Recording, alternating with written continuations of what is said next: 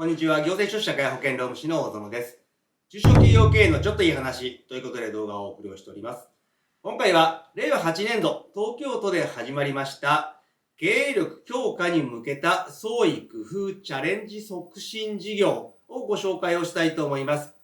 こちら令和8年度に新たに作られたものではありますけれど、令和7年度までに中小企業・小規模企業者向けに事業環境変化に対応した経営基盤強化事業というのがありましたが、こちらが名称が変わって新たにスタートをしたものとなっております。中にはいくつかコースがありますが、特にですね、事業環境変化に業務改善で対応をして経営基盤強化を行っていくことに対しての支援のコースをご紹介をしていきたいと思います。今回の概要ですけれど、まずは近年の中小企業の抱える課題とそれに対する対策の状況について見ていきたいと思います。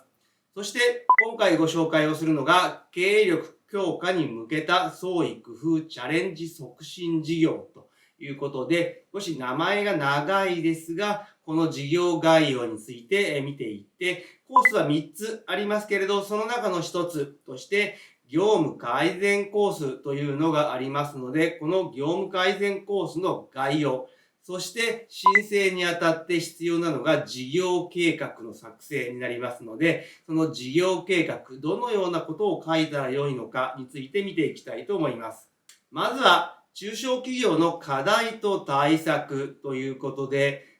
2026年になって1月から4月までですね、5ヶ月連続で前年同月比増加という状況になっており、2026年も倒産件数がどんどん増えているという状況になっている。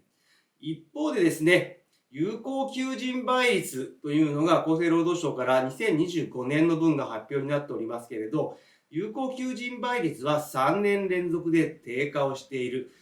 こちらはですね、賃上げ疲れにより求人をする力が徐々になくなってきていると言われております。したがって近年の賃上げ疲れ、そして環境変化によって人を雇えなくなってきた、そして体力がなくなってきた倒産をしているという状況が見て取れるかと思います。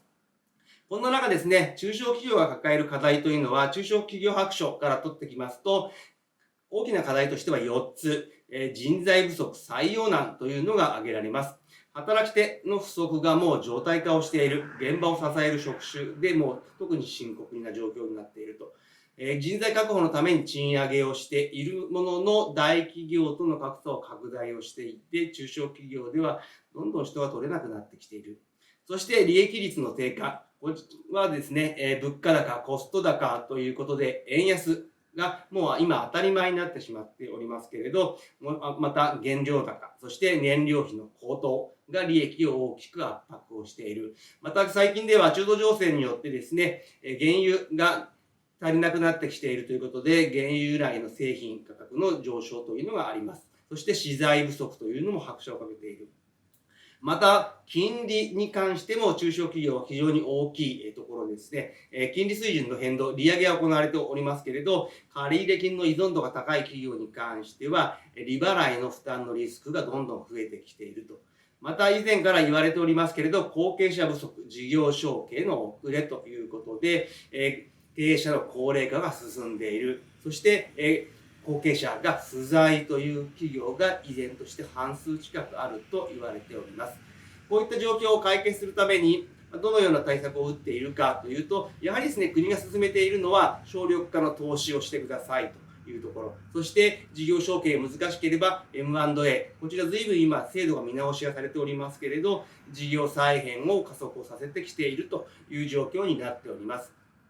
こういった中でですね、省力化投資を後押しするものとして、東京都で令和8年度に行っているのが、経営力強化に向けた創意工夫チャレンジ促進事業という形になっております。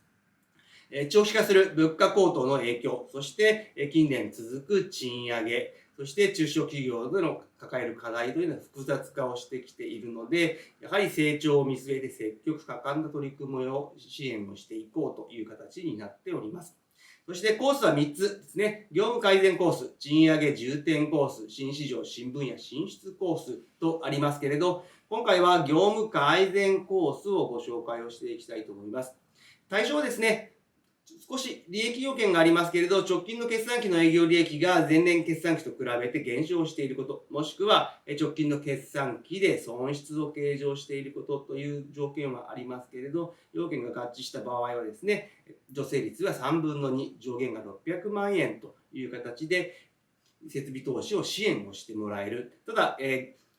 700社限定となっておりますので、早期に締め切る可能性もあるという状況になっております。ではですね、どういう設備投資に対して行う支援をするかというと、やはり既存事業を進化発展させる経営改善計画を作成をして実施する取り組みに対してという形になりますので、やはりですね、経営改善計画で既存事業の進化発展というのが読み取れなければ採択されないという形になります。では具体的に業務改善のこのコース、どのような内容なのかを見ていきたいと思いますけれど、まずはですね、募集のスケジュールというのが決まっております。現時点でも第1回は終わっておりますけれど、2026年度、今年度に関してはあと3回あります。令和8年の8月、11月、そして令和9年の2月という形になっております。そして対象となる経費はですね、原材料、副材料というのは入っておりますけれど、やはりですね、機械装置、そして工具器具、備品、こういった部分、そしてシステム機器等の導入、設備投資、こういった部分に対しての支援を行っていく。この支援を行っていくためには、設備投資自体が事業が進化をしていく、そして発展をしていかなければいけないという形になりますので、この進化というのはですね、既存事業の事業自体の質を高める取り組みであるという形になっておりまして、例えば高性能な機器や設備を導入することが進化に該当するということになっております。また発展に関しては既存事業の改良ですとか新たな商品サービス等を開発する取り組みという形で、これらに合致する場合は行った設備投資に対して助成率が3分の2、上限600万円で支援をしてもらえるという形になります。ではですね、この既存事業の進化発展を事業計画を作成をして提出して認めてもらわなければいけないわけですけれど、これらはどのような内容を書けばよいのかということですが、事業計画の作成に関しては、3カ年の事業計画書を作成する必要があります。主な記載概要としては全部で7つになってきますけれど、